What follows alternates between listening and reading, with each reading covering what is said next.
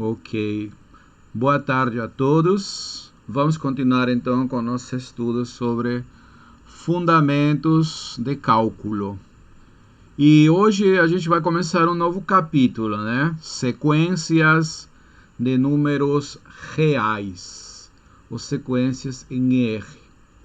Então vamos com a definição de sequência, tá? Então, uma sequência de números reais, ou simplesmente uma sequência em R,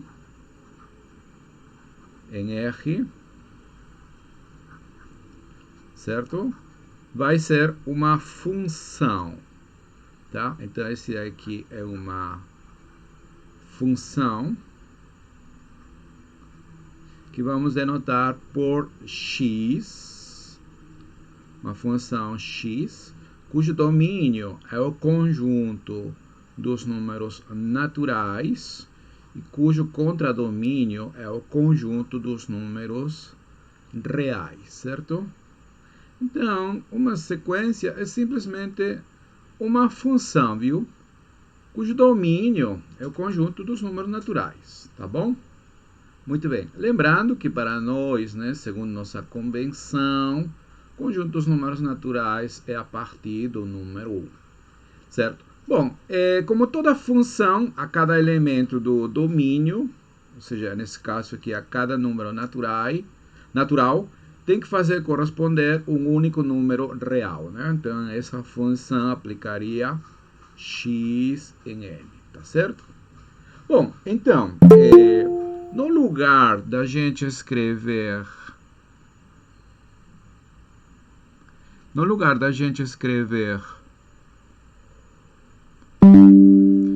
xn, certo? A gente acostuma, é usual, esse número real aqui, denotar dessa forma, xn, certo? Acho que eu vou escrever aqui melhor, certo? Notação, tá? Notação aqui para indicar a sequência, né? Então, por favor, notação, tá? Primeira coisa, né? No lugar da gente escrever x avaliado em n, como é costume fazer isso com qualquer função, nesse caso particular a gente denota xn para o valor que aplica essa função, certo? No número natural n, tá certo? Então a gente vai usar essa notação. Ok, e outra coisa mais. No lugar da gente escrever assim, em termos assim, de função, na notação funcional, a gente, nesse caso aqui, vamos escrever xn aqui, né? Para indicar a sequência, a gente vai escrever dessa forma, xn, né? Fazendo indicar que n está variando nos naturais, ou simplesmente da forma xn, tá? Ou seja, indicando os valores que toma essa sequência, tá? Então, quando a gente fala de sequência, usaremos essa notação, tá? Mas, por definição, uma sequência é uma função definida sobre o conjunto dos números naturais, né? Com valores em R, tá? Por isso que chama sequência de números reais, né? Ok, as sequências aparecem muito, certo? Vamos ver alguns exemplos, né? Exemplos básicos de sequências, né? Por exemplo, se a gente indica a sequência formada pelos recíprocos dos números naturais, 1 dividido por n, certo? Então, essa sequência aí, aliás, vamos colocar assim, né? Essa sequência aí, então, vai estar formada por, vamos indicar aqui, né? Essa sequência aí, para indicar seus valores, né? Quando n vale 1, seria 1, quando n vale 1/2, 1/2, 1/3, né? 1/4, e assim vai, né? 1/4, né? Sequência formada pelos recíprocos dos números naturais, certo? Olha, a gente no lugar de x pode usar a letra y para indicar uma sequência, certo? E então definir o yn. Quem seria o yn? Por exemplo, a sequência formada por esses números aí, ó, menos 1 elevado a n. Tá? Então, nesse caso aqui, essa sequência estaria formada pelos seguintes números. Na verdade, né, segundo a paridade de n, isto aqui vai ser menos 1 ou 1. Obviamente, quando n é ímpar, isto aqui vai ser menos 1, né? Ou seja, y1, o primeiro termo dessa sequência, menos 1. O seguinte, 1, né? E assim vai, menos 1 vai se alternando, né? Uma sequência alternada, né? Isso aqui é 1, certo? E assim vai. Tá? Menos 1, 1, certo? Então, esse daí seria um segundo exemplo, né, de sequência, certo? Que outras sequências temos? Ah, sim. Dado um número real, R, podemos formar a sequência x igual a R, R, R. Os termos são todos iguais a R. Essa sequência é chamada de sequência constante. A sequência constante é R, no caso, né? Ok? Então, é um exemplo básico de sequência, uma sequência constante, né? Todos os seus valores são iguais ao número dado, nesse caso, R. Olha, aqui temos outro exemplo, a sequência formada pelo recíproco dos números pares, ou seja, 1 dividido por 2n. Então, seus elementos vão ser 1/2, 1/4, 1/6, etc. Né? A sequência formada pelos números menos 1 e 1 de forma alternada, ou seja, o termo geral é menos 1 elevado a n. Aquela que a gente acabou de falar, né? Também temos a famosa sequência de Fibonacci, por exemplo, né? Que é bem conhecida, né? Ela é definida, vamos anotar aqui melhor, certo? Como exemplo, né? Vamos ver aqui a famosa sequência de Fibonacci, certo? Então, a sequência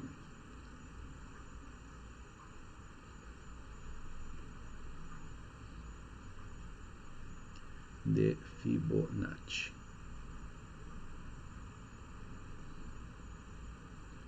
né? Fibonacci, duas Cs. Isso. Então, vamos anotar com F essa sequência, né?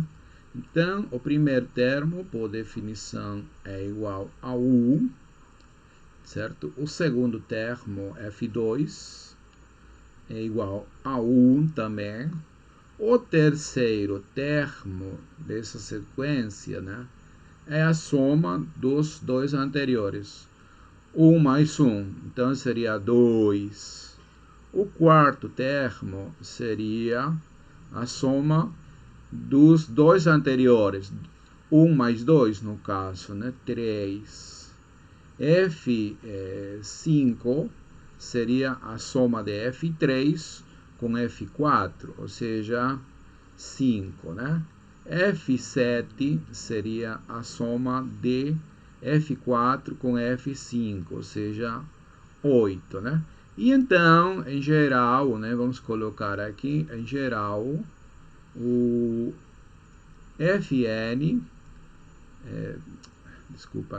Fn, né, a partir de n maior ou igual a 2, vai ser a soma de Fn menos 2 mais Fn menos 1. Os dois anteriores, né? Aliás, a partir de n maior ou igual a 3, né? N maior ou igual a 3, né? Certo? Tá como a gente viu aqui, né? Então, a gente definiu os dois primeiros, né? F1 e F2. E a partir daí, usando essa formulinha aí recursiva, podemos então definir todos os outros, né? Ou seja, foi definido de maneira recursiva, certo? Essa daí é a famosa sequência de Fibonacci, né? Certo? Muito bem. Outra sequência aqui é formada pelas potências naturais de um número real, certo? Então, vamos anotar aqui, porque ela é importante, vai aparecer depois na análise sobre, acho que é exemplo 4, sobre convergência.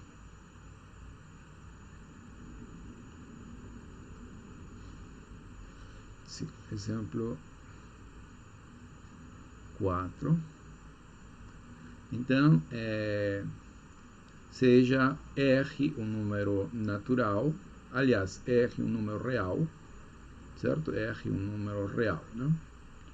Tá? Então, considera a seguinte sequência, ó. Xn, cujo termo geral é R elevado a N, certo?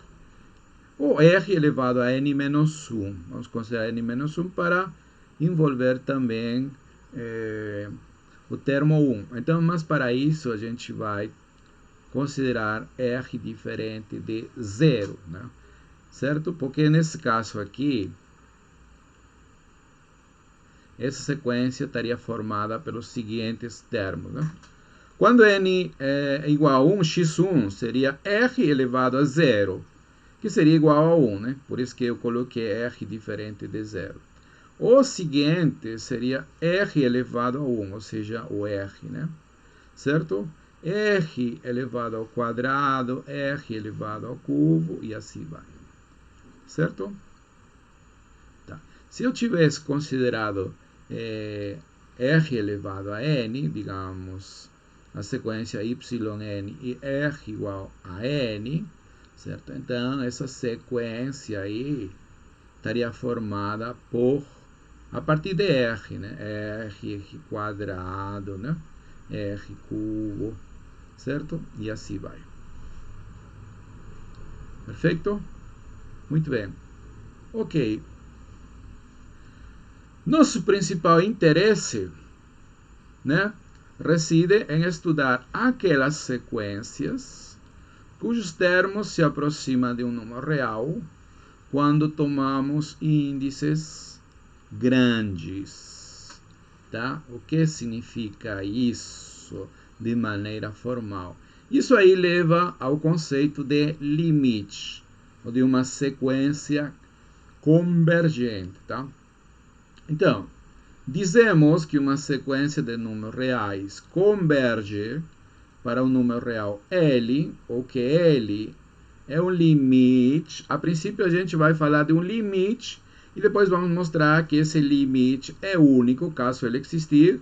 Portanto, a gente vai falar de o limite. Se para qualquer epsilon maior que 0 existe um número natural m, que depende de epsilon, né? Tal que a distância, ou seja, o valor absoluto xn com L, seja menor que epsilon, a partir de n maior ou igual a L. Se uma sequência tem um limite, diremos que a sequência é convergente. Caso contrário, diremos que a sequência é divergente. Tá? Vamos anotar então essas ideias aqui, certo? Então, a primeira definição é sequência convergente, tá? Então, dizemos ou diremos, né, que uma sequência, que uma sequência de números reais, uma sequência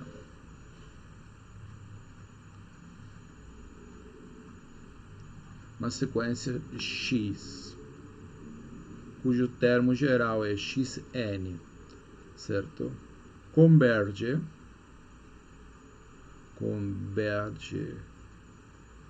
para um número real. Sim, uma sequência em R, por favor, né? Estamos falando de sequências de números reais. Isso é importante, né? Porque existem também sequências de números complexos, né? Tudo depende do qual seria o contradomínio, né? Quais são os valores que a gente considera, tá certo? Então, nesse caso, vai estar implícito que a gente vai trabalhar com sequências de números reais, tá? Ok, então uma sequência de números reais converge para o número real, né? O número real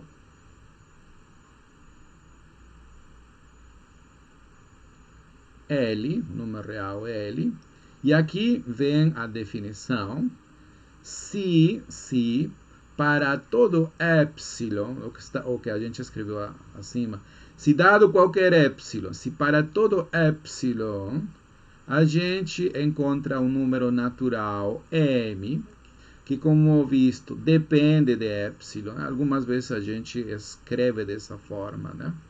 Isto aqui é um número natural, tal que a distância entre xn e esse L, ou seja, o valor absoluto da diferença de xn com L é menor que epsilon a partir de n maior ou igual a m. Tá ok? Então, essa é a definição de convergência, tá? Converge para L, se para todo epsilon, né, existe um número natural, né, de tal forma que para todo n maior ou igual que m, xn menos L é menor que epsilon, tá?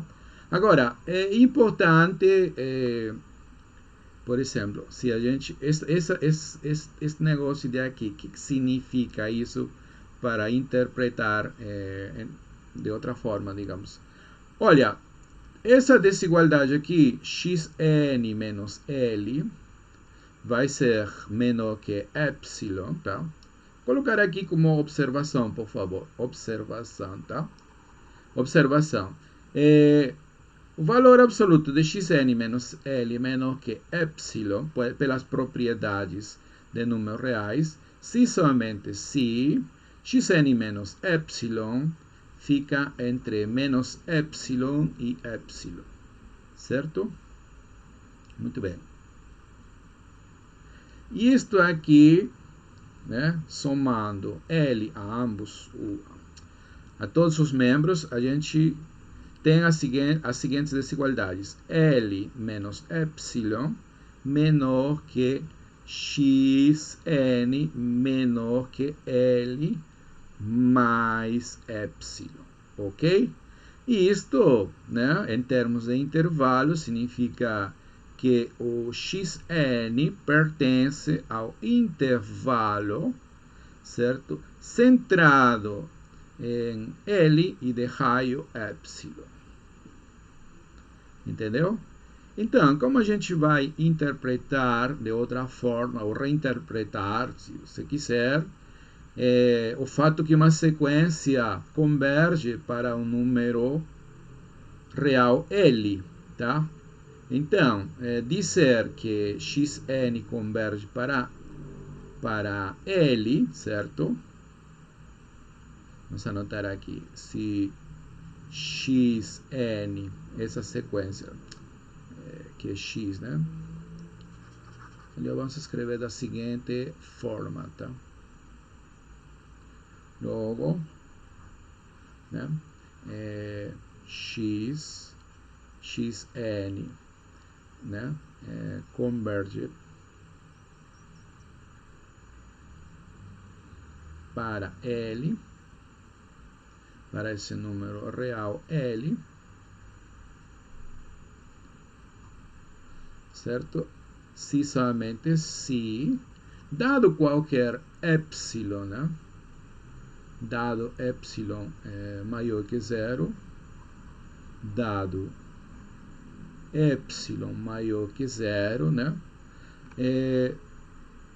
os termos da sequência vão estar no intervalo centrado em L e raio epsilon. O que significa isso?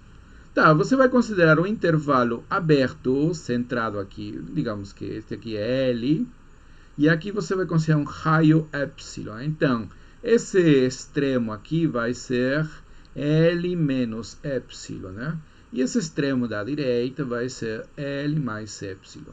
Só que você vai considerar esse intervalo aberto, tá? E então, dizer que nossa sequência é convergente significa que você vai encontrar o natural, né? O natural que depende de epsilon, mas eu já não vou colocar mais isso. O natural, de tal forma que xn, qualquer xn, cujo índice n é maior que n, fica dentro desse intervalo, tá? Ou seja, xn pertence ao intervalo L menos epsilon, L mais epsilon, para todo n maior ou igual a m. Ou seja, a partir de m, do índice m, que você achou, xm mais 1, xm mais 2, etc. Todo mundo está por aqui, né? Inclusive o xm, né? O xm está por aqui, o xm mais 1 está por aqui, certo? O xm mais 2 está por aqui. Não sei se está do lado direito, do lado esquerdo do xm. Sequência pode ser crescente, decrescente, não sei o comportamento dela. Só sei que a partir desse índice, todos os termos vão ficar dentro desse intervalo, tá? Por quê? Porque escrever isto daqui, ou dizer que vai ficar dentro desse intervalo, é a mesma coisa que dizer, né, que a distância de xn a L menor que epsilon. Ou seja, o valor absoluto de xn menos L menor que epsilon, tá? Ok, então, com relação à notação, né, a notação, certo? No lugar da gente escrever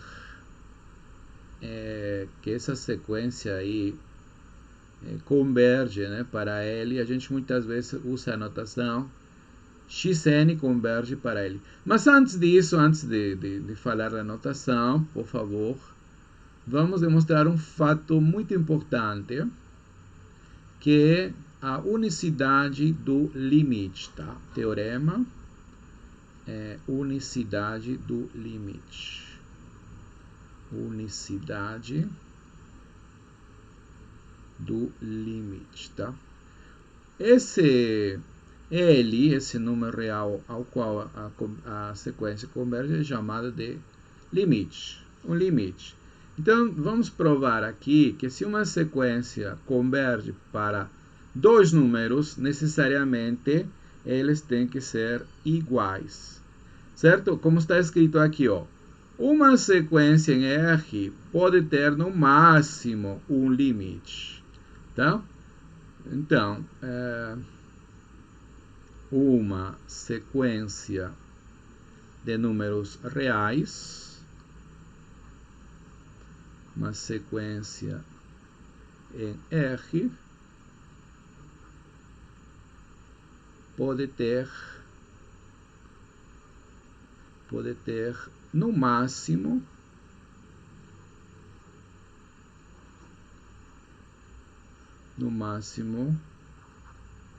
um limite, certo? Ou seja, em outras palavras, se você tem uma sequência convergente, certo? E digamos que L e L1 são dois limites, então dessa sequência, então necessariamente esses números têm que ser iguais, né? Como está escrito aqui, ó. Suponhamos que L e L' são ambos limites da sequência xn. Ok, então para cada epsilon maior que zero, vai existir, por um lado, um número natural m, tal que xn menos L menor que epsilon meios. Afinal, este é um epsilon também. Esse é um número positivo. Então, para esse número positivo, a partir de um n maior ou igual a m, xn menos n menor que essa distância. E da mesma forma, vai existir outro índice, né, m', tal que xn menos l' será menor que epsilon meios para todo n maior ou igual a M'. Então, tomando o maior desses índices, ambas as desigualdades serão válidas para N maior ou igual que esse índice. Tá? Muito bem. E então, a gente vai aplicar a desigualdade triangular e vamos provar que L menos N' é menor que epsilon, qualquer para todo epsilon. E isso aí vai implicar que L menos L' é zero, tá? Deixa eu explicar aqui melhor, tá? Então, suponhamos, né, que uma sequência x converge para dois números, né? Suponha que a sequência x converge para L e L', né? Converge para L e L', dois números reais. Ok, então tome um epsilon maior que zero qualquer, seja epsilon maior que zero, qualquer número real positivo, tá? Pelo fato da sequência x converger para L, certo? Vai existir, então, um índice, vamos chamar de M, certo? Um número natural, tal que xn menos L em valor absoluto vai ser menor que epsilon meio, certo? Para esse número. Na verdade, você tomou um epsilon maior que zero, tá? Mas você vai trabalhar com essa distância. Então, para essa distância, né, você encontra um natural, um índice tal que essa distância é válida a partir desse natural, né, para todo n maior ou igual a n. Tá? Da mesma forma, por causa de que xn converge para L', também vai existir outro índice, né? Outro índice, de forma tal que a distância entre xn e L' é menor que essa distância aqui também, epsilon meios, a partir de um índice maior ou igual a M'. Ok? Então, gostaríamos que ambas as desigualdades sejam verdadeiras, ambas, simultaneamente. Então, por um lado, isso aqui funciona para índices maiores ou iguais a M. E essa outra para índices maiores ou iguais a M'. Se você quer que funcionem ambas as desigualdades, então pode considerar o maior desse índice. Então, tome, por exemplo, e chame de M2 o maior desse índice. O máximo, né, entre o índice M e o índice M'. Tá? Então, a gente vai ter o seguinte, né? Pegue um índice n que seja maior ou igual a esse M2, certo? Então, se esse índice é maior ou igual que esse M2, vai ser maior ou igual a M e também vai ser maior ou igual a M'. Então, vai funcionar ambas as desigualdades. Tá, então, a gente vai ter o seguinte. Olha, eu gostaria, né,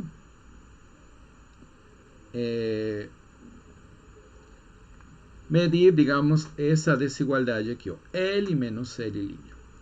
Isto aqui pode ser escrito da seguinte forma: L menos xn mais xn menos L, né? E aqui você pode aplicar a desigualdade triangular. Para essa soma, vamos colocar uns parênteses, né, para ser mais claros aqui. Tá? Então, vamos usar a desigualdade...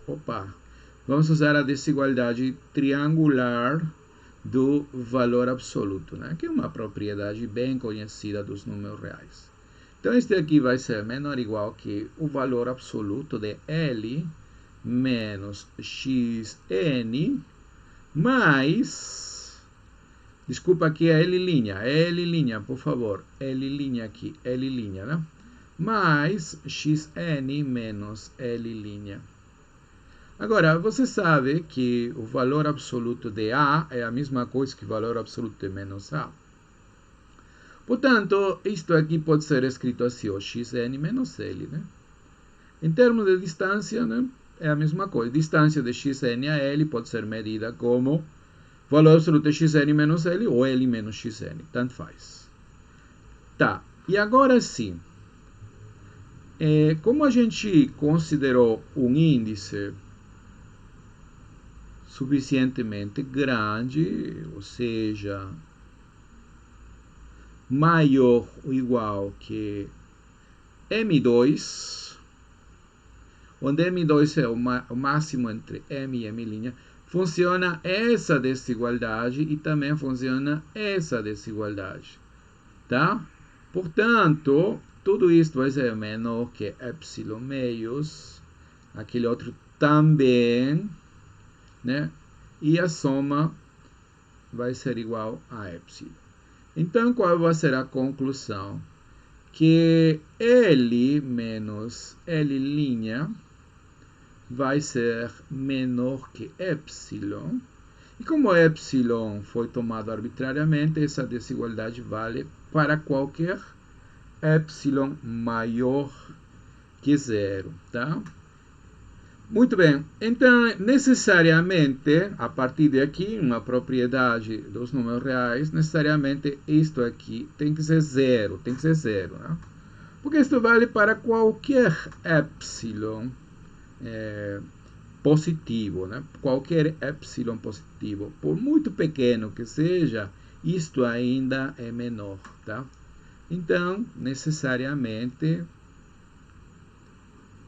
essa quantidade L menos L' tem que ser zero, não é isso? Ou seja, L igual a L'. Então, caso a sequência seja convergente, o limite é único. Por isso que esse teorema diz, no máximo pode ter um limite. Pode ser que não, e se tiver, é único, tá bom? Porque existem sequências que não são convergentes. Tá bom? Então, agora sim, né? Vamos falar da notação, né? Quando uma sequência converge, né? Quando uma sequência converge, né? A gente escreve esse L ou denota dessa forma, né? Limite xn, quando n se aproxima do mais infinito, é justamente L, tá? Ou também a gente vai escrever algumas vezes dessa forma, ó, sem considerar, ou sem escrever que n vai para mais infinito, porque está implícito o contexto, né? Certo? Já entendes que n vai para infinito, né? Então, em alguns livros não escrevem isso daqui. Outros são mais explícitos, escrevem dessa forma, né? Além disso, outros autores escrevem assim também, né? Xn converge para L, tá? Nós usaremos essas três notações de maneira indiferente, né? Algumas vezes, certo? Vamos usar a primeira, outra a segunda.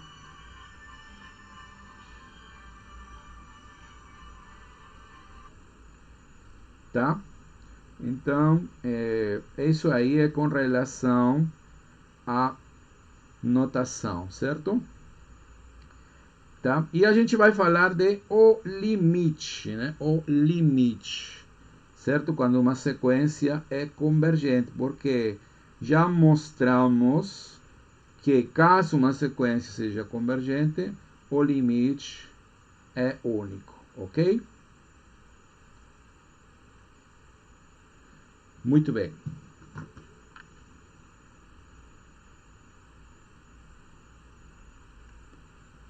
É isso que a gente vai escrever, tá?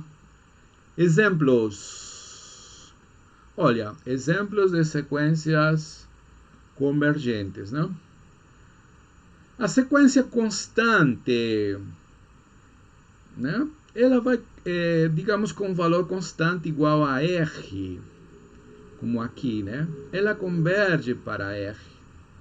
Por quê? Se você dá um número epsilon maior que zero, essa diferença, né, xn com r, vai ser r menos r igual a zero. Zero menor que epsilon. E isso vale para qualquer índice. Então, você pode pegar qualquer índice e a partir dele vale essa desigualdade. Perfeito? Muito bem. A sequência formada pelos recíprocos dos números naturais converge para zero. Tá? Aí temos outro exemplo. Vamos explicitar isso aqui no quadro melhor. Né? Então, vamos colocar exemplos. Né? Primeiro exemplo, né? Primeiro exemplo, trivial. Trivial vai ser a sequência constante. Né? Porém, é interessante. Né? Então, considera a sequência x, a sequência formada dessa forma, né? Onde R é um número real, né? Onde R é um número real. Tá? Fixo, né? A sequência constante, né? Muito bem, então a nossa afirmação é que o limite dessa sequência é igual a R. Certo? De fato, né? Seja epsilon maior que zero. Vamos considerar um número real positivo, né? Epsilon. E nós queremos ver a partir de que índice, né, essa distância de xn para r é menor que epsilon. E como vimos acima, né, isso aí vale para sempre. Né? Então, vamos colocar aqui, existe, você pode tomar qualquer natural, vou tomar U, né, esse número natural, né, tal que xn menos R, que é igual a R menos R, né? Vai ser igual a zero. Né? Isto aqui vai ser menor que epsilon para todo N maior ou igual a 1, porque isso aí vale para todos. Certo? Então, realmente, certo? Esse aqui é um exemplo trivial, né? Eu disse interessante, como exemplo somente, né? Mas é trivial, né? Tá? Trivial. Ok? Mas é bom saber. Segundo exemplo.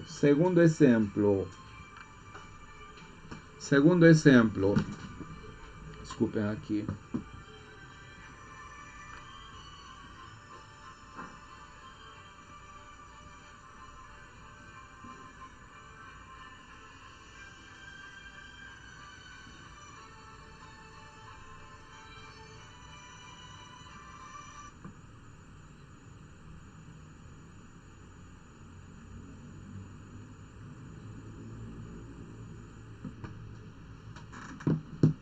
Tá, então, perdão.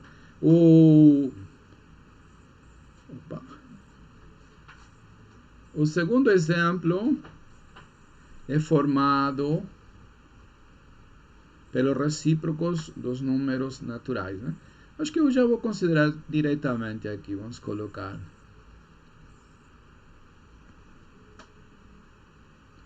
O limite da sequência formada pelos recíprocos dos números naturais é zero, né? Ok, vamos ver como a gente prova isso daqui. Vejam que eu estou usando, né, essa notação aqui, ó, essa segunda notação, essa daqui, né? Certo? Porque o contexto está claro, então não vou especificar que n vai para infinito, né? Isso aí vai estar claro, certo? Muito bem. Então, como a gente prova isso aqui, né? Vamos considerar um epsilon maior que zero, né? Ou seja, epsilon maior que zero. Então, qual é nosso objetivo? Nosso objetivo é achar um número natural a partir do qual, certo? Vamos escrever aqui. Temos que achar, né? Achar um número natural M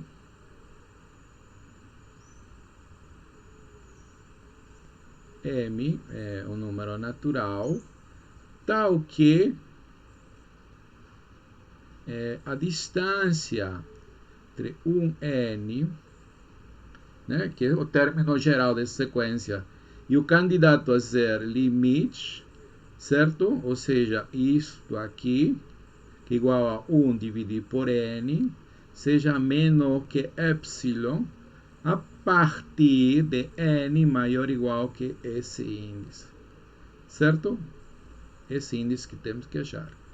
Agora, como você vai encontrar isso? Certo? A partir dessa relação aqui. Essa relação aqui vai dar uma ideia a você, certo? Será que existe um natural de tal forma que isso aí acontece? Sim, isso é garantido pela propriedade arquimediana que estudamos no capítulo anterior. Então, lembre-se, tá? Como a gente vai encontrar N? Então, M, pela propriedade, né, de Arquímedes, propriedade arquimediana, né? Arquimediana,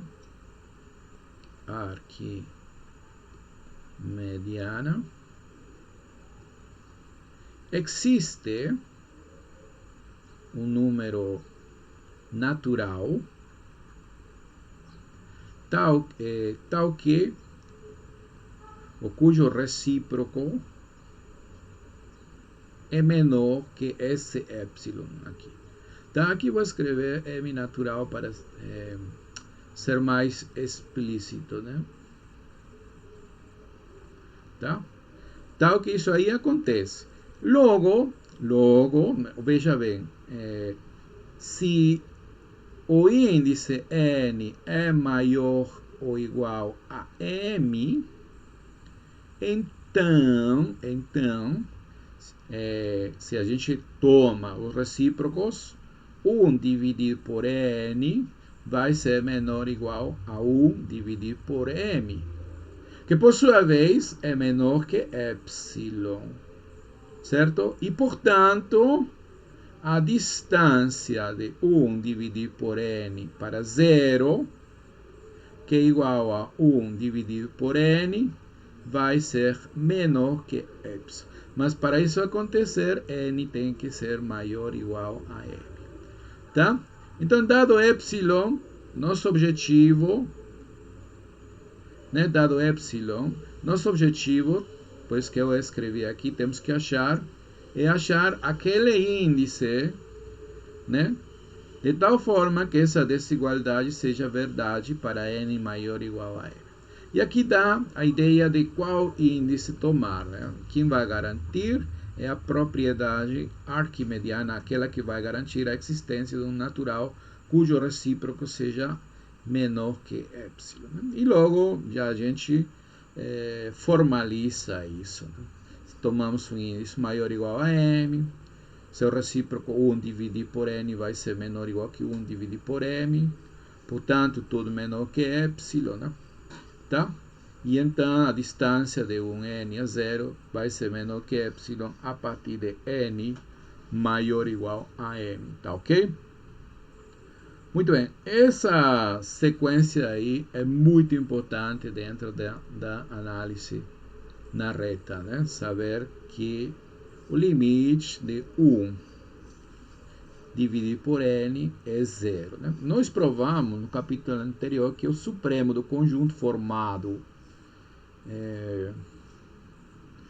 pelos números reais da forma 1 dividido por N é 0 também. Né? Na verdade, esses dois fatos são equivalentes. Tá? Muito bem. Terceiro exemplo, vejamos aqui.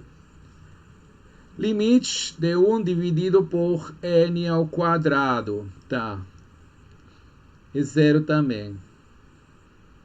é o limite de 1 dividido por n ao quadrado mais 1 é zero, né? Intuitivamente, né, como a gente vai saber que isso aí, ou vai ter a ideia de por que isso aí está acontecendo, né? Obviamente você vai dar alguns valores para n e percebe que conforme n é cada vez maior, mais, né? Então, n quadrado mais 1 vai crescendo e esses quocientes vão diminuindo, né? Certo? Ok. Muito bem, mas como a gente vai provar este fato aqui de maneira formal, né? Certo? Vai diminuindo para zero, né? Estou dizendo. Né? Como a gente vai provar isto aqui? Olha, a gente quer provar, né, que dado epsilon, isto aqui menos zero, né? Isto aqui é nosso objetivo, que isto aqui, que é igual a isto aqui, tem que ser menor que epsilon, né? Tá? E muitas vezes o pessoal tenta, a partir dessa relação aqui, calcular o candidato a ser o índice, né? Aí eles dizem, bom, se isto aqui vai acontecer, né? Então, é porque 1 dividido por n tem que ser menor que n quadrado mais 1. Aí colocam esse negócio a restar e aí aplicam raiz quadrada e tal, né? Então n tem que ser maior que isto, tá? Olha, mas aqui você tem que ver que esse negócio tem que ser primeiro maior que zero para fazer sentido, né? Certo? E coisas desse tipo. Existe realmente uma outra maneira muito mais simples para trabalhar isso, tá? É antes de tentar calcular assim de maneira tosca, digamos, esse índice, você pode brincar aqui com as desigualdades. Olha, isto aqui vai ser menor ou igual que 1 dividido por n quadrado, não é isso? Claro, porque aqui no denominador você está somando 1. Então esse denominador vai ser maior que isto aqui. Quando você inverte, vai ser menor ou igual. E isto, por sua vez, vai ser menor que 1 dividido por n. Tá? E agora sim, como nós já sabemos que este cara vai para zero, certo? Então, a partir de um certo índice, tudo isto vai ser menor que epsilon. E, consequentemente, todo isto vai ser menor que y. Ou seja, formalmente, seja epsilon maior que zero. Tá? Pelo exemplo anterior, ou melhor, como já sabemos, né? Como o limite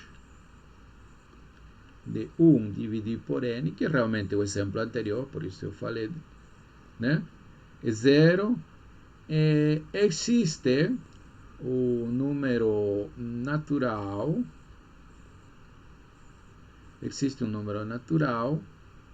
tal que 1 dividido por n, né? Quer dizer, isto, como isto é positivo, e eu posso escrever isto aqui, né, para indicar que estou realmente... Por quê? Que isto seja menor que y é isto aqui. Só que essa relação é isto aqui, né? Para todo n maior ou igual a m.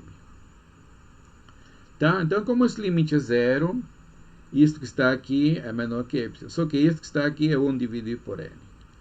Tá? Logo, por estrela, graças a essa relação, logo por estrela,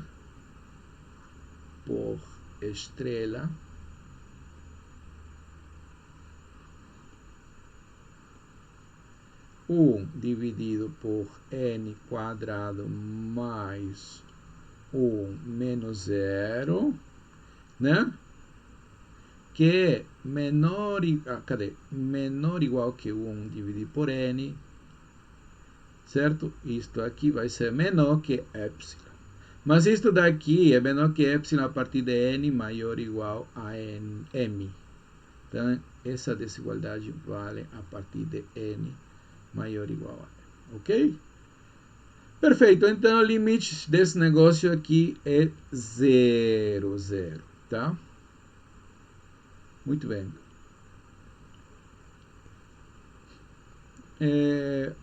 Mas veja,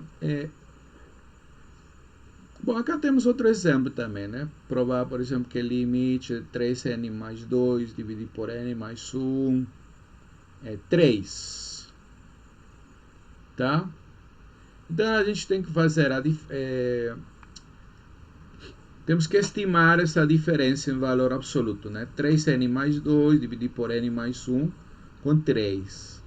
Fazendo as contas, fica menos 1 dividido por n mais 1, valor absoluto, que é igual a 1 dividido por n mais 1, que por sua vez é menor que 1 sobre n. E isto aqui a gente já sabe que para índices suficientemente grandes, isto é menor que epsilon. Ou se você quiser, né, usar a propriedade arquimediana a partir de um certo índice, este daqui, o recíproco dele é menor que epsilon. Portanto, para n maior ou igual que esse índice, tudo isto vai ser menor que epsilon e isto vai ser menor que epsilon. Tá? Então, é fácil de provar esse limite. Tá? Certo? Mas, olha, até agora a gente somente viu sequências convergentes. Porém, existem sequências que não são convergentes. E o exemplo clássico é aquela sequência alternada, né? Aquela que alterna os valores menos 1 e 1, né? Aquela cujo termo geral é menos 1 elevado a n. Essa sequência não converge. Por quê? Pelo absurdo, vamos assumir que essa sequência converge. Então, existiria o limite dessa sequência, né? Muito bem. Para epsilon igual a 1, existiria um índice de tal forma que a distância do termo geral com L seria menor que 1, para todo n maior ou igual a m. Tá, tomando um número par, a gente teria L menos 1 menor que 1. Isso aí vai implicar uma desigualdade. Eu vou explicar no quadro, tá? Somente vamos ler aqui. Por outro lado, se a gente escolhe um número ímpar, vamos ter outra desigualdade que vai levar a uma contradição. Então, vamos explicar aqui os detalhes no quadro, certo? Para poder entender esse exemplo de sequência não convergente. As sequências não convergentes são chamadas também de sequências divergentes, ok? Ok, vamos então anotar como exemplo 4, né? Exemplo 4. Afirmar aqui que a sequência alternante menos 1 elevado a n não converge, tá? Isso aqui, né? Menos 1 elevado a n, esses são os valores, não converge, ou ela diverge, né? Então, como indicado aí nas notas, né? Suponhamos, pelo absurdo, né? Suponhamos o contrário. Então, assuma, né? Pelo absurdo,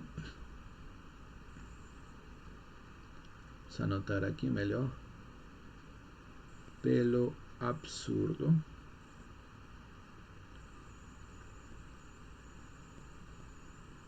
suponha que essa sequência converge e tem um limite, então, né? Que é limite de menos 1 elevado a n é igual a L. Certo? Muito bem. Então, se isso é o caso, né, para qualquer epsilon, você encontra um m a partir do qual a distância entre o termo geral e esse L é menor que epsilon. Então, como indicado aí nas notas, vamos tomar para epsilon igual a 1, por exemplo, né? Para epsilon igual a 1, certo? Vai existir um índice m, né? Um número natural de tal forma que essa relação aqui é verdadeira. Menos 1 elevado a n menos L é menor que epsilon, que no nosso caso é 1, certo? A partir de n maior ou igual a m, tá? Muito bem. Agora, a partir de m, desse índice m, você pode considerar pares ou ímpares.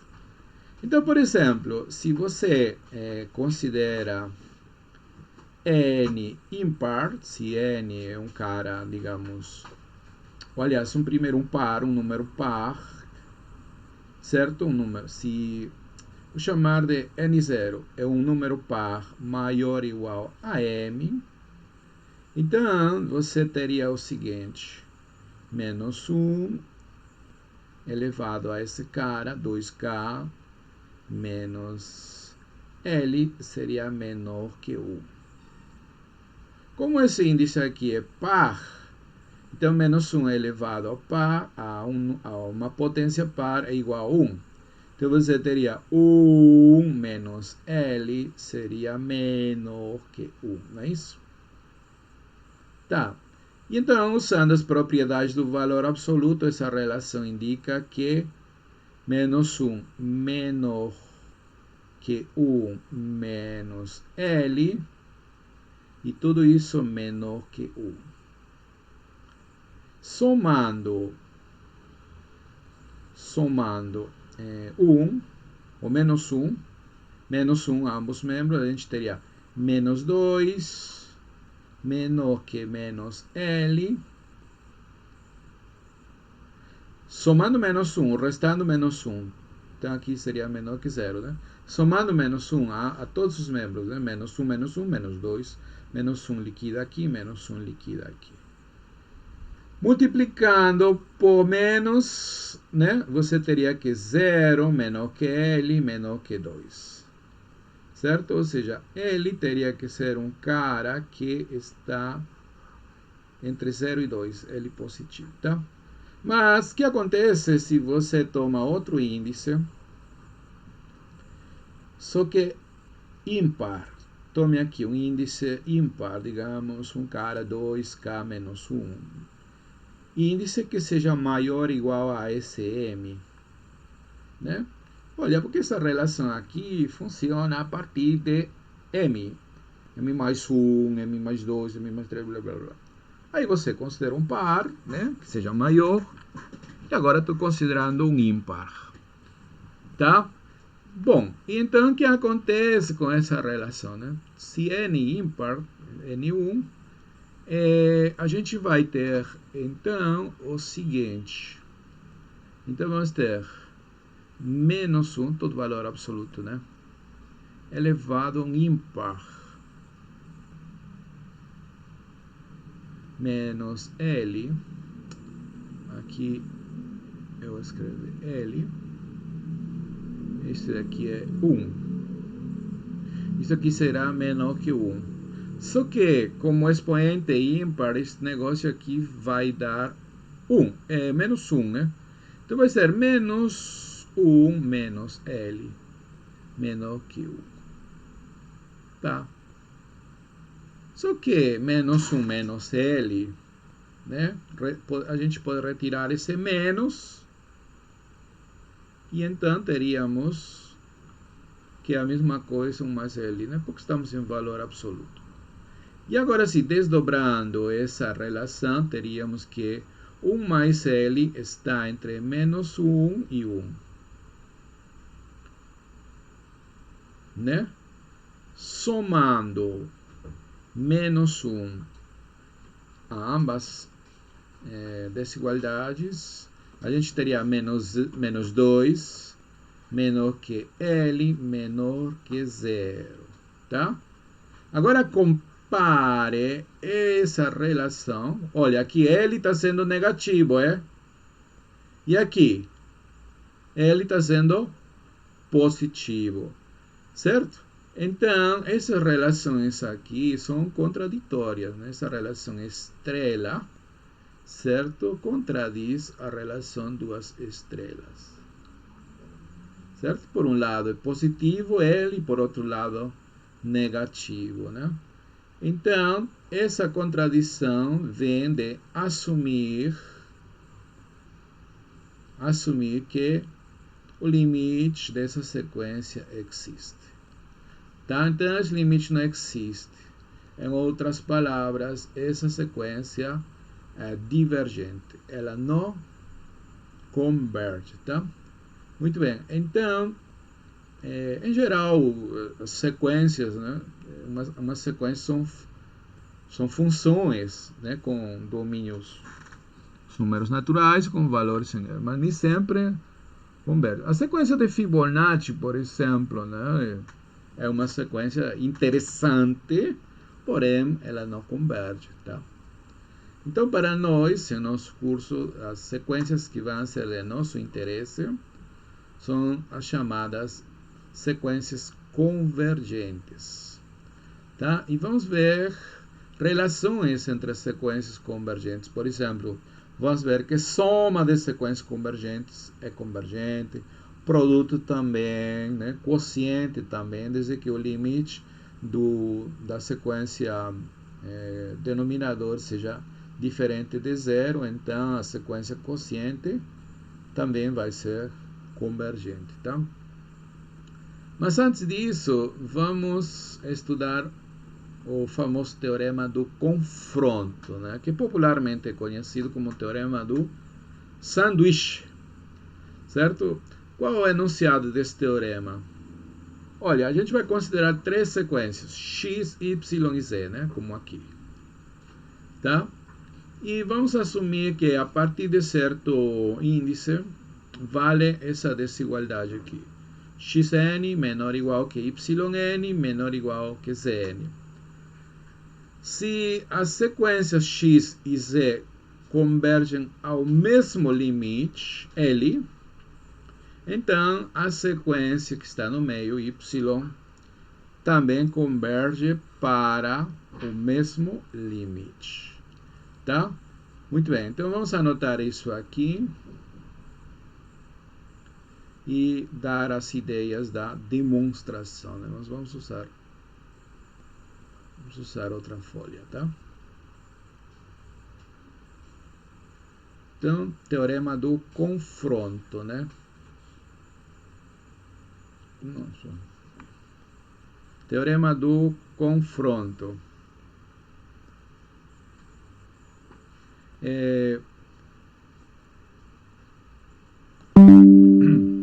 Teorema do confronto.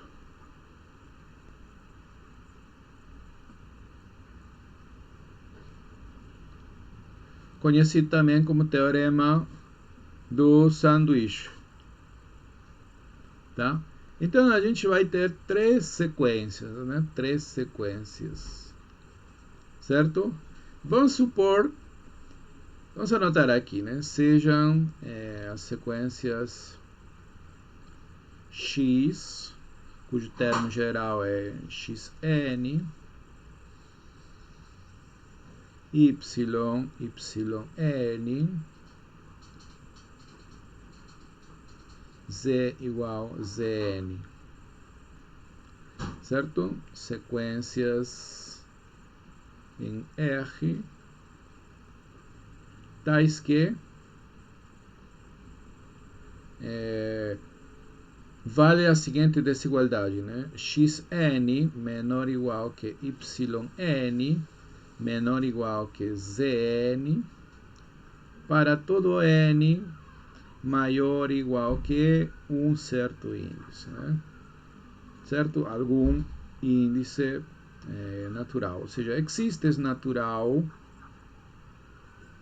de tal forma que a partir de ele valem essas relações aqui. Então, quais são a outra hipótese? Sim, limite da sequência xn existe, né? Ou seja, essa é convergente. E a última também, e além disso, os limites são iguais. Então, a sequência do meio, que é y, também converge. É convergente, né? É convergente. Ela é convergente e, além do mais, o limite de yn é o L. Tá? Por isso que a gente conhece também como teorema do sanduíche, o teorema do confronto. Tá? Ok, então qual vai ser a ideia da prova, né? A ideia da demonstração. Veja bem aqui. Seja epsilon maior que zero, né? Dado.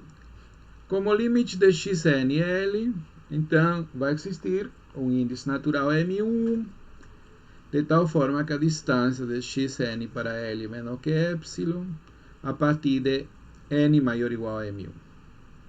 Tá, mas nós já vimos que dizer que xn menos L menor que epsilon significa que xn está nesse intervalo, né? De maneira análoga, existe M2, de tal forma que isto aqui vale. E aí a gente, para considerar também em ação essa desigualdade aqui, que vale para M, aí a gente toma o maior dos índices, entre M, M1 e M2. E aí junta todo, e a partir daí a gente deduz que o limite de yn é exatamente L. Né? Vamos dar as ideias aqui. Seja epsilon maior que zero, tá? Epsilon maior que zero, dado. Então, como esse limite de xn igual a L, então existe, em primeiro lugar, um índice M1 natural tal que a distância de xn para L menor que epsilon.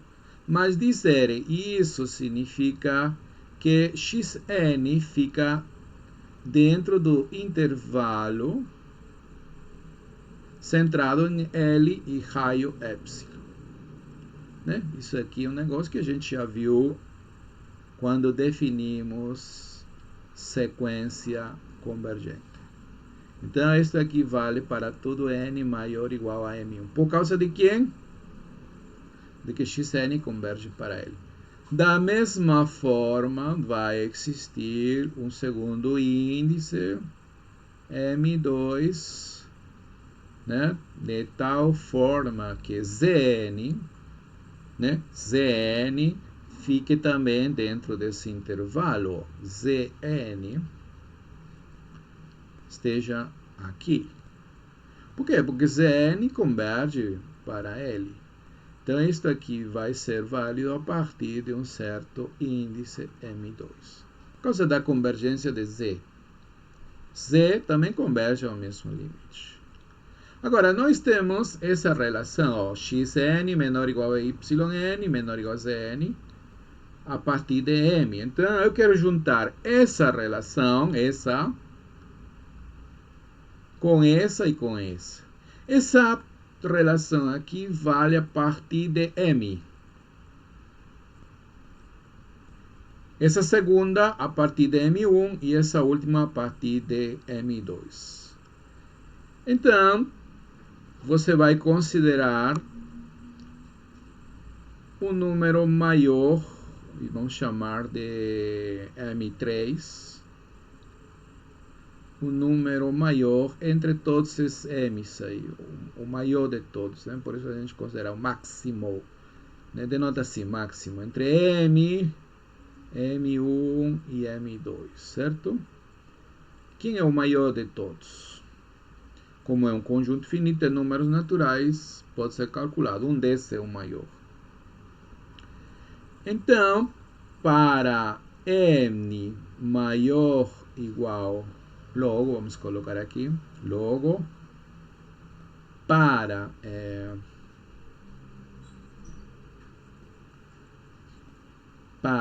n maior ou igual que esse índice grande, M3, valem todas as desigualdades, certo? Valem agora todas as desigualdades. Desculpa aqui. Todas as desigualdades simultaneamente, estou querendo dizer. Então, eu posso juntar, por causa da primeira, né? Xn vai ser menor ou igual que yn menor ou igual a zn, por causa de que isso era válido a partir de m. Então, obviamente, a partir de m3. E, além disso, por causa das outras, certo? O xn e o zn vão estar dentro desse intervalo. N menos epsilon e L mais epsilon. Aqui é estrito, né? Aqui é estrito, estrito, estrito. Não é isso? Tá. Pronto. Então, daqui o que me interessa é a relação com a desigualdade com yn. Tá, pronto. Aí, ó. Tá? Certo? Ou seja, né, a distância de yn a L é menor que epsilon para todo índice maior ou igual que M3. Certo? Pela definição, significa que essa sequência converge para L, que era o que a gente queria demonstrar, tá? Então, se você tem três sequências, digamos, de tal forma que a primeira é menor ou igual que a segunda, e a segunda é menor ou igual que a terceira, né, a partir de um certo índice, né? Não precisa ser a partir de n igual a 1. Pode ser a partir de n igual a 4, n igual a 5, 10. A partir de um n, tá? O que importa é o comportamento a partir desse índice. E que eles tenham uma desigualdade, né? Xn menor ou igual a yn menor ou igual a zn.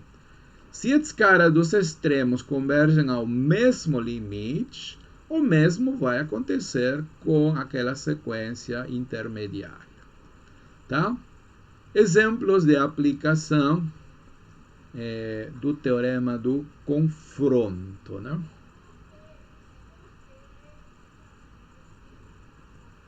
Então, vamos colocar aqui alguns exemplos, né? Alguns exemplos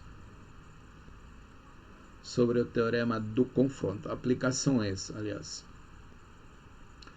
Olha, se A é positivo, então limite de 1 dividido por 1 mais NA é zero. Tá? Isso aqui acontece porque, veja bem, 1 dividido por 1 mais NA é menor que 1 dividido por N vezes A. Né? E esta sequência zero, que é a sequência constante, vai para zero, e aquela da direita também. Né? Então, ambas vão para zero. O teorema do confronto garante, né, que a sequência intermediária vai para zero. Vamos anotar aqui.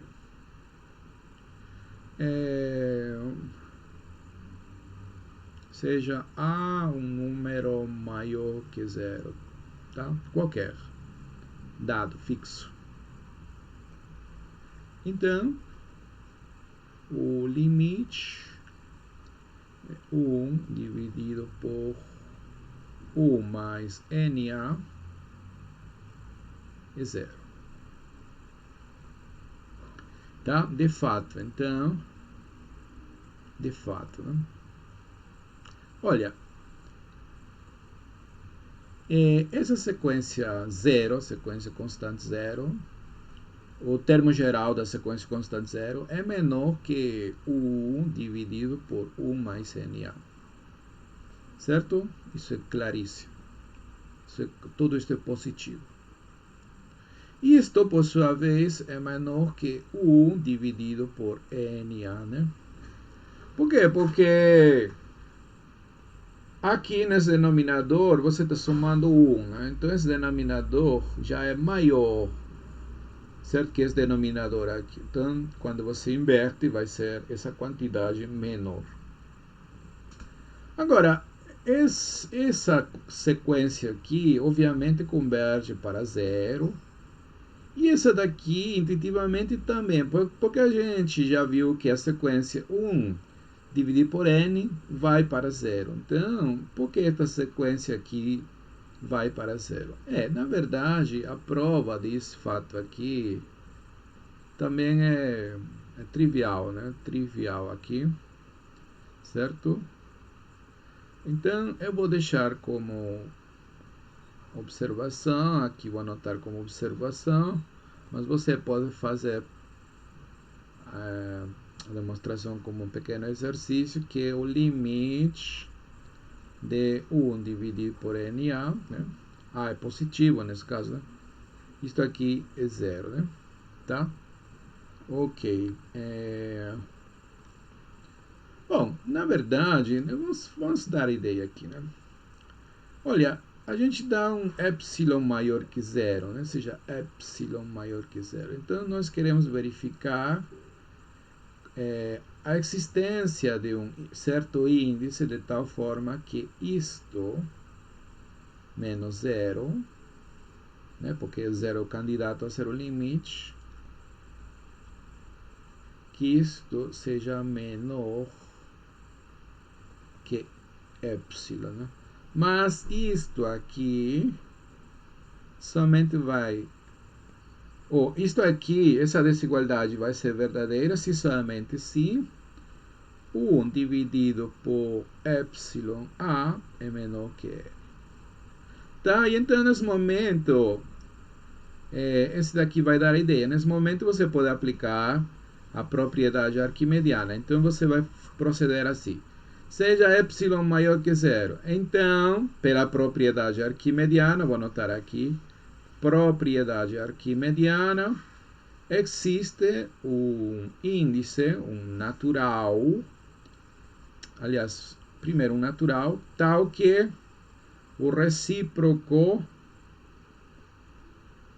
dele seja menor que esse número real positivo aqui, esse de aqui. Epsilon é positivo, A é positivo, então para esse daqui. Tá?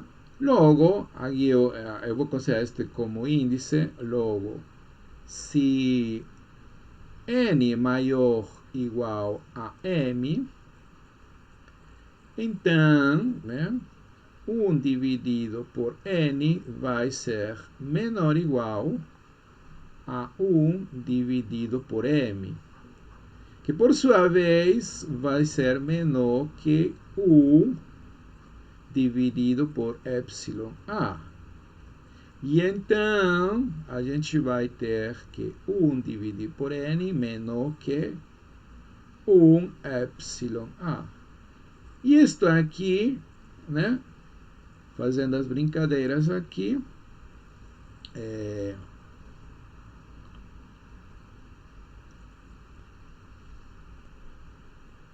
certo?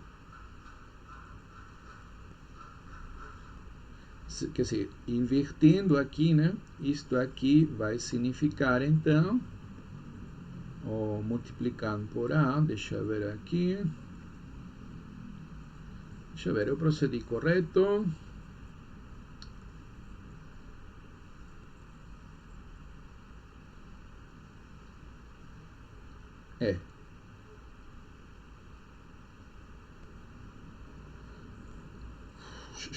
Deixa eu ver aqui, n, certo.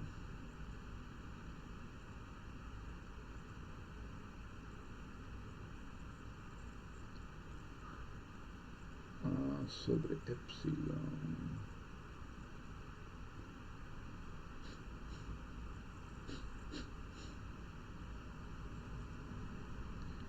Bom, a partir daqui,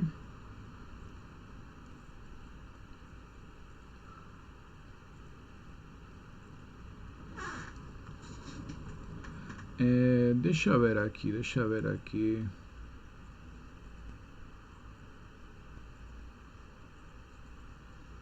Tá. Deixa eu verificar se está correto o que estamos fazendo, né? Tá, eu quero verificar que esse limite é zero, né? Como a gente vai proceder? 1 dividido por NA, que é igual a isto aqui.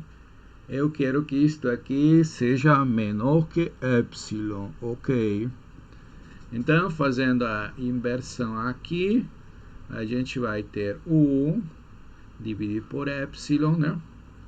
Vai ser menor. Certo, mas eu acho que aqui... Sim, sim. Aqui temos um erro, tá? Desculpem aqui a escolha, né? Tá. Aqui eu deveria ter considerado, certo? Para usar corretamente a propriedade arquimediana é o seguinte, né? Um N aqui e aqui a epsilon, tá? A epsilon. Então, trabalhar com isso daqui. Então, não com o recíproco, tá? Não com o recíproco aqui. Então, desculpem, certo? Vamos corrigir aqui. A epsilon, né? A epsilon, tá? Então, eu vou trabalhar a propriedade arquimediana para esse número, né? Afinal, bom, esse é um número positivo. Então, para esse número positivo, existe um natural cujo recíproco seja menor que ele, tá? Perfeito. Propriedade arquimediana aqui, né? Essa é a propriedade arquimediana que garante isso aí. Então, se nós tomamos um índice maior ou igual que m, funciona este aqui, 1 dividido por n menor ou igual que 1 dividido por m, é claro. Mas isto daqui é menor que a epsilon. Então, aqui a gente vai ter a epsilon, pronto. Então, aqui vamos apagar novamente, aqui tem que ser a epsilon, né? A epsilon, perfeito. E então, A passa a dividir, e vou ter agora o que eu quero, né? 1NA menor que epsilon, né? Portanto, então, né, isto aqui,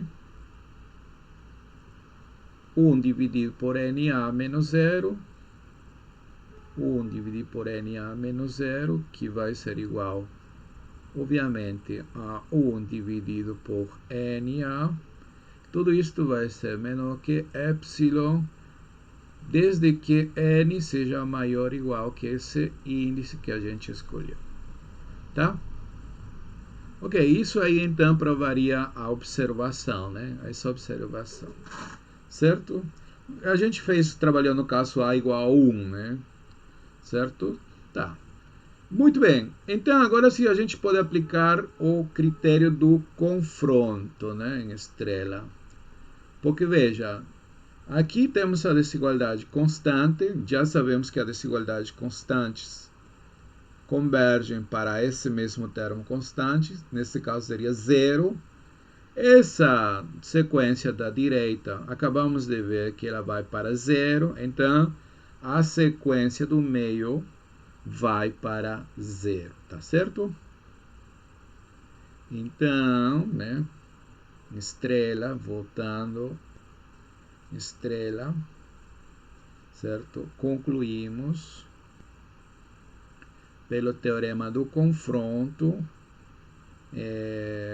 que é o limite de 1 dividido por 1 mais NA é 0, beleza? Então, temos aí um exemplo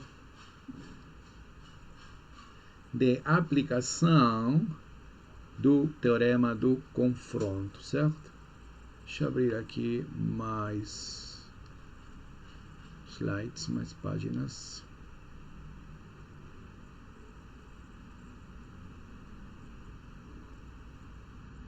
Tá. Pronto, estamos aqui então.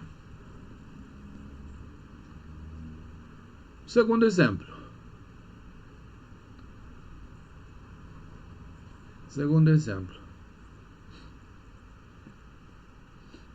O limite do cosseno de n dividido por n é zero.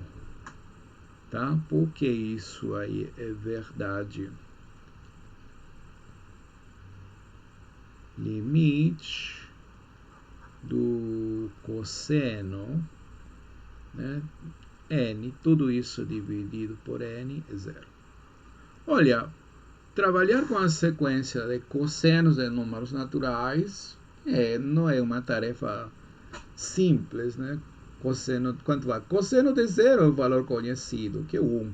Mas depois, cosseno de 1, cosseno de 2, cosseno de 3, né? Esses valores aí, certo? Digamos, são bem... são bem oscilantes, né? Certo? Mas se você divide por n, toda essa sequência aqui vai para zero. Tá? E por que isso acontece? Isso acontece porque o cosseno sempre está limitado pelos valores menos 1 e 1. Né? Qualquer que seja o valor do argumento, o cosseno sempre fica entre menos 1 e 1, certo? De fato, menos 1, o intervalo menos 1 até 1, certo? É o conjunto de imagem da função cosseno. Tá?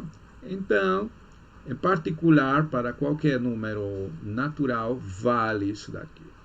Tá? E aí, como aqui temos n, vamos multiplicar por 1 dividido por n, que é uma quantidade positiva. Então, multiplicando por 1 dividido por n, a gente vai ter cosseno n dividido por n menor ou igual a 1 dividido por n. E isso aqui vale para todo mundo, para todo natural. E agora sim, essa sequência que está do lado esquerdo vai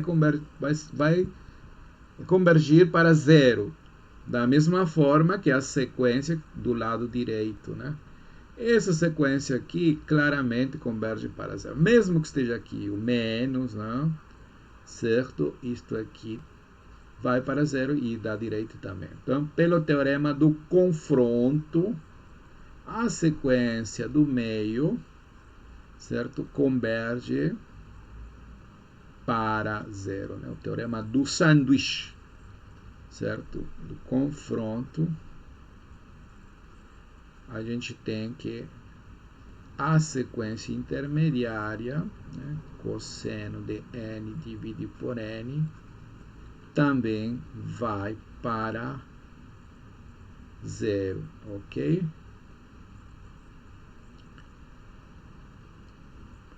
Certo.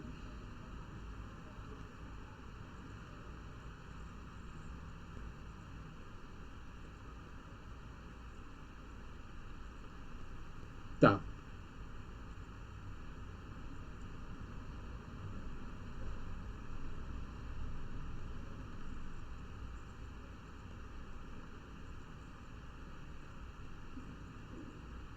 Bom, antes de apresentar mais exemplos de sequências convergentes, vamos apresentar, né, vamos provar uma desigualdade interessante, que é conhecida como desigualdade de Bernoulli. Lembra-se que a gente trabalhou com a sequência da forma 1 dividido por 1 mais NA. Por quê? Né? Porque ela vai aparecer justamente aqui, ó, do lado direito, né? Quer dizer, esse denominador vai aparecer aqui do lado direito na desigualdade de Bernoulli. E a gente já vai ver que isso aí vai ser importante para nós, tá? Então, vamos apresentar, certo? Um lema, como lema, a famosa desigualdade de Bernoulli. lema desigualdade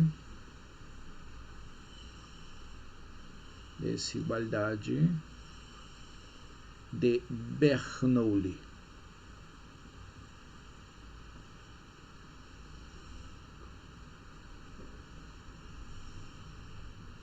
Ok? Muito bem. De um dos Bernoulli, exatamente qual Bernoulli, eu não sei, porque os Bernoulli foram, né, uma família de grandes matemáticos, eu acho que como 8 grandes matemáticos. Né?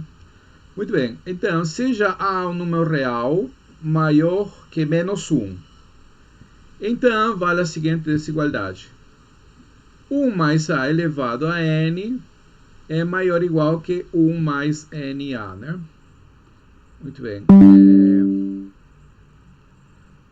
Certo? Então, o enunciado é o seguinte. Seja A um número real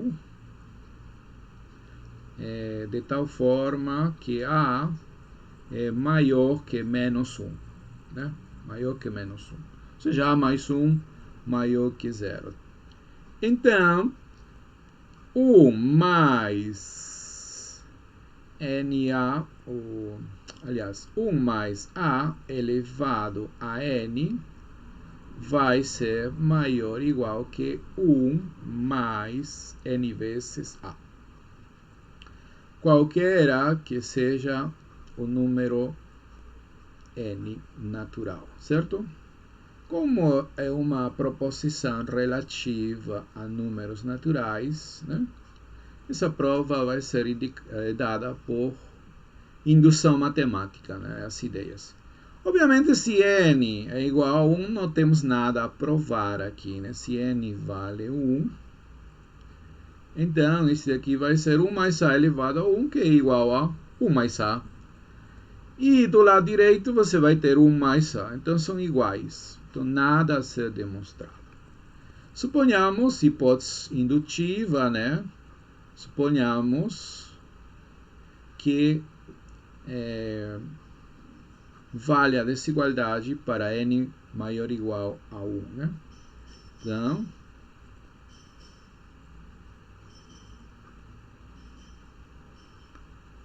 para n maior ou igual. Então, para n mais 1, vamos ver aqui. Bom, vamos precisar outra folha.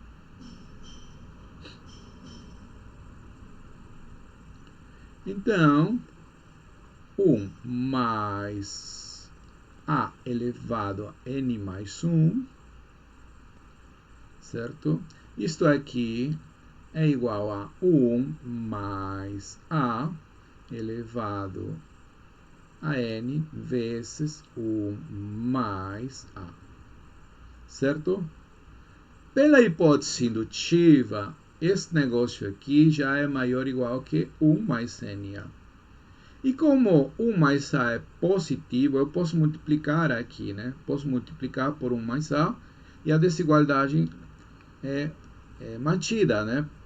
Então, aí que você usa o fato que A é maior que menos 1, certo? Que A é maior que menos 1, equivalentemente que A mais 1 é positivo. Certo? Então, como 1 mais A é positivo, melhor. Isto aqui vai ser, então, maior ou igual, depois de já multiplicar, né? Que isto por 1 mais NA, 1 mais A. E a justificativa é que 1 mais A é maior que 0. Você multiplicou uma quantidade positiva, ok? Bem, isto aqui seria igual ao quê? Esse negócio com isso vai dar 1. E aqui você pode juntar NA por 1 mais A aqui. Pode juntar N mais 1 vezes A. Né? Mais NA vezes A, ou seja, NA quadrado. Que obviamente, né, como isso aqui é positivo, isso aí vai ser maior ou igual que 1 mais n mais 1a. Certo? Muito bem, então temos assim que 1 mais a elevado a n mais 1 é maior ou igual que 1 mais n mais 1a. Isso aí então completa o processo indutivo. Em consequência, vale a desigualdade de Bernoulli. Daí, como a gente vai usar essa desigualdade de Bernoulli? Ok, no seguinte, vimos um exemplo de sequência que é dada pelas potências naturais de um número real. Né? Então, olha, dado um número real que varia entre 0 e 1, a sequência formada pelas potências naturais desse número real é convergente, tá? É convergente. Então, pronto, aí vamos ter mais um exemplo, né? Outro exemplo, vamos colocar aqui. De sequência convergente, né? Exemplo. Então, vamos considerar um número real, né? Seja R um número real, de tal forma que ele, a princípio, varia entre R e 1. R e 1, né? Tá, então, a sequência formada pelas potências desse cara, né? É convergente, tá? É convergente. Vamos provar isso daqui. É convergente.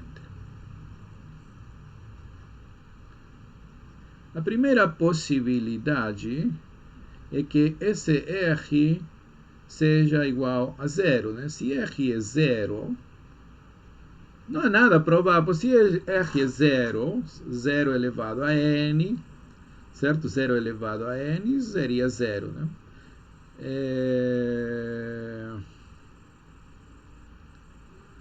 Como a gente está começando de 1, então tá bem, né? 0 elevado a 1, 0 elevado ao quadrado, então seria 0, tá? Quando R igual a 1 também, né?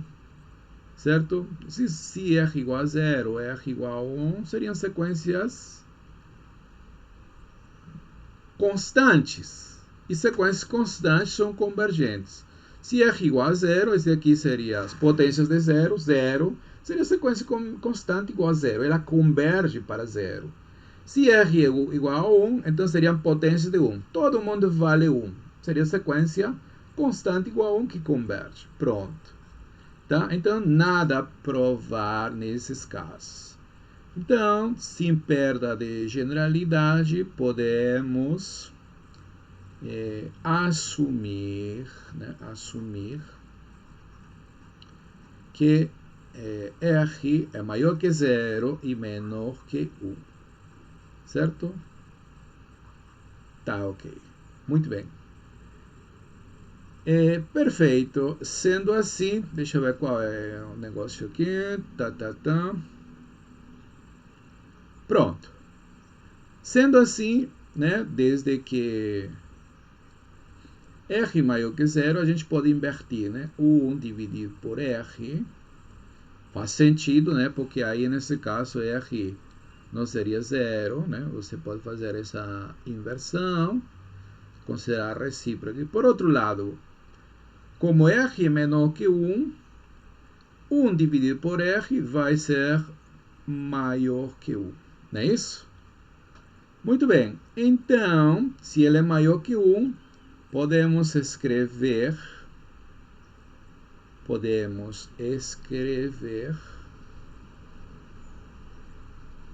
este número 1 dividido por R como sendo 1 mais algum número positivo, né?